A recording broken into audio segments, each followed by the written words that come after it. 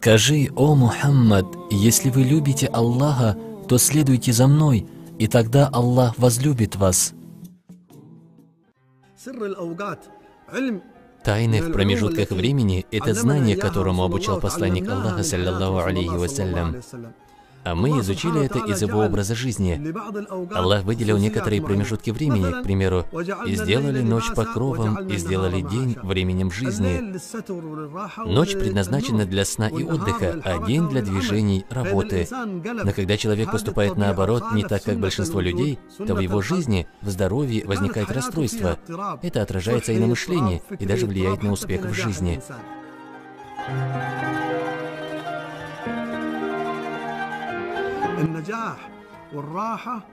Успех и спокойствие связаны с промежутками времен, и поэтому, если мы рассмотрим жизнь посланника Аллаха, саллаллаху алейхи вассалям, как он распределял свое время, то мы обнаружим, что для каждого времени он планировал подходящее этому занятие по мудрости Всевышнего. Арабы не придавали значения временам, вносили изменения в даты из-за запретных месяцев, изменили очередность некоторых месяцев, переставив их и наименовав ан-наси.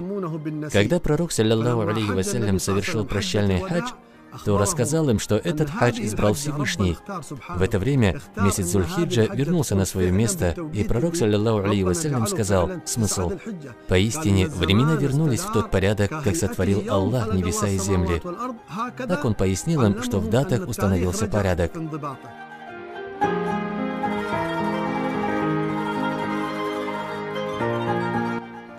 Пророк, саллаллаху алейхи вассалям, вставал последнюю треть ночи для поклонения и обучил нас тому, что в этом промежутке времени открыты врата между нами и Всевышним. Аллах взывает к рабам в последнюю треть ночи. Ты представь себе, Аллах взывает к тебе в это время. Как понять взывает?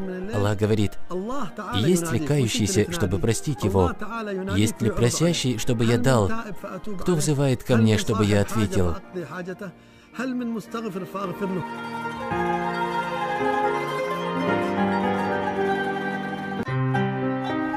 Время от рассвета до восхода солнца является прекрасным. Пророк, саллаллаху алейхи вассалям, нам рассказал смысл.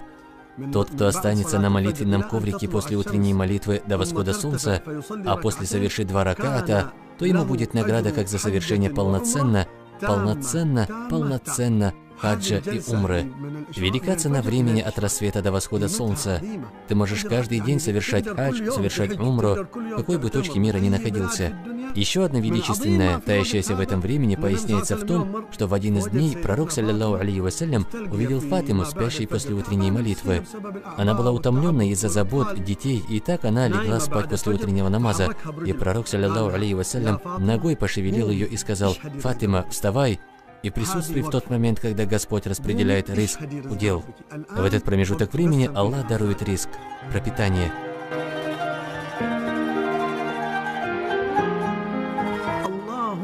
«О Аллах, ниспошли благодать на мою общину в раннем утре». Такое дуа сделал пророк, саллаллаху алейхи вассалям. Начало времени дня является благодатным. Упоминает, что один из подвижников выходил на пастбище с овцами ранним утром, и благодаря тому, что он рано утром выходил для получения риска, стал самым богатым сподвижником.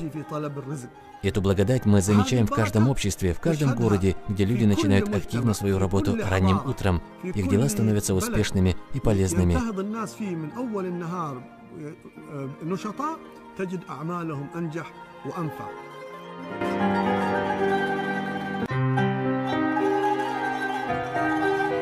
من الأسرار اللطيفة جدا. Очень тонкая тайна в жизни пророка, саллаллаху алейхи вассалям, это кайлюля, легкий сон до полудня. Кайлюля – это очень удивительная вещь.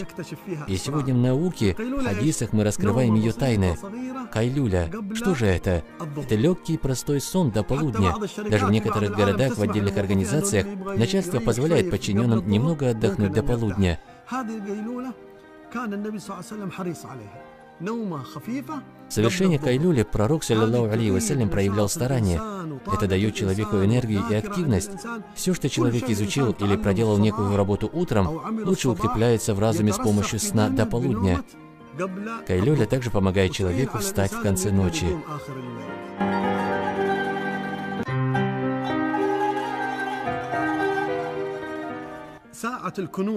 Богатый час, так алимы называют время между вечерней и ночной молитвой. Пророк, саллиллаху алейхи вассалям, всегда старался в это время пребывать в мечети.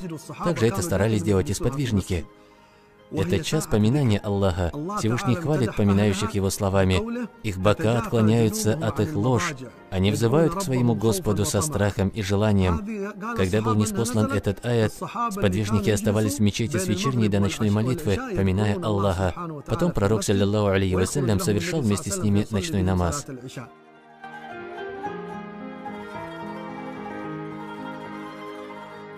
Мы знаем из сунны посланника Аллаха, саллиллаху алейхи вассалям, что он в определенное время выполнял конкретные дела.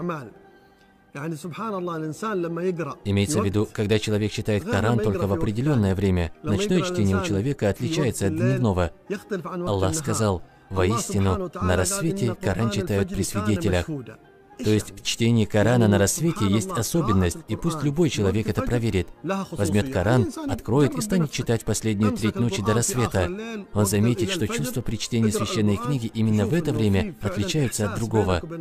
Времена хранят в себе тайны. Это нужно знать и понять в своей жизни.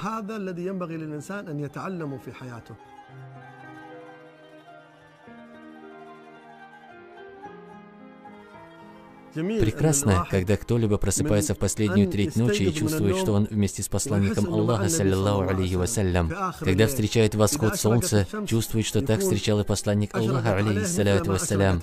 Когда встречает закат, то осознает, что и пророк, саллиллаху алейхи вассалям, так встречал закат. Ложится спать и чувствует, что именно в такое время и посланник Аллаха, алейхиссаляту вассалям, ложился спать. Так, просыпаясь, занимаясь делами, человек почувствует, что он движется по жизни вместе с посланником Аллаха, алейхиссаляту вассалям, и таким образом будет на протяжении жизни следующим этому аяту. Скажи: «О Мухаммад, если вы любите Аллаха, то следуйте за мной, и тогда Аллах возлюбит вас».